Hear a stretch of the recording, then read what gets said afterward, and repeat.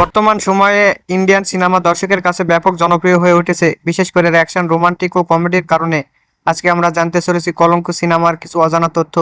এই সিনেমার বাজেট কত, রিলিজ হয়েছে কবে, পরিচালককে, সঙ্গীত পরিচালককে, এমনকি হিট হয়েছে নাকি ফ্লপ হয়েছে, সবই জানাবো আজকের এই ভিডিওতে। সুতরাং ভিডিওটি অবশ্যই শেষ পর্যন্ত দেখুন। और ये हक मैं लेके रहूंगा। कलंक नहीं।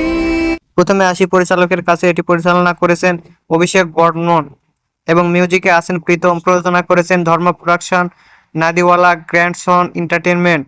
অভিনয় করেছেন বরুণ দেওয়ান, আলিয়া ভাট, আদিত্য রায় কাপুর, সোনাক্ষী সিনহা, মাধুরী দীক্ষিত, সঞ্জয় দত্ত সহ আরো অনেকে।